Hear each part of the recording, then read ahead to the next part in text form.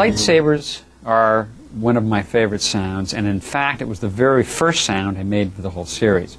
For some reason, after I read the script, even though my assignment was first to find a voice for Chewbacca and then a voice for R2, and then, well, maybe come up with some sounds for laser guns and other things, the lightsaber fascinated me. At that time, when the script had first come out, they had some paintings that Ralph McQuarrie had done, so that there were some concepts visually of what some of these things would look like.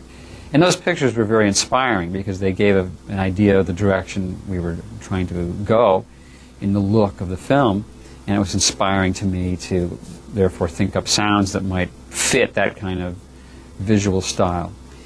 And I could kind of hear the sound in my head of the lightsabers, even though it was just a painting of a lightsaber. I could really just sort of hear the sound. I think maybe somewhere in my subconscious I had seen a lightsaber before. And I went to, at that time I was still a graduate student at USC, and I was a projectionist, and we had a projection booth with some very, very old simplex projectors in them. And they had an interlock motor which connected them to the system, which, when they just sat there and idled, made a wonderful humming sound, and it would slowly change in pitch, and it would beat against another motor. There were two motors, and they would harmonize with each other. And it was kind of that inspiration. That sound was the inspiration for the lightsaber, and I went and recorded that sound. But it wasn't quite enough. It was just a humming sound.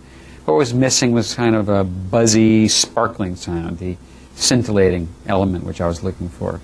And that I found one day by accident. I was carrying a microphone across the room between recording. I was recording something over here, and I walked over here with the microphone, passed by a television set which was on the floor, which was on at the time, without the sound turned up, but the microphone passed right behind the picture tube, and as it did, this particular microphone produced an unusual hum. It picked up transmission from the television set, and a signal was induced into its sound reproducing mechanism.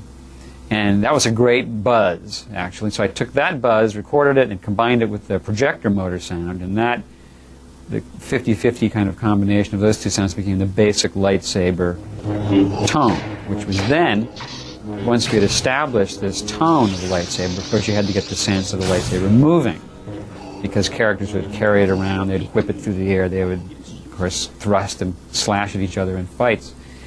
And to achieve this additional sense of movement, I played the sound over a speaker in a room, just the humming sound, the humming and buzzing combined is an endless sound, and then took another microphone and waved it around in the air next to that speaker so that it would come close to the speaker and go away. You could whip it by.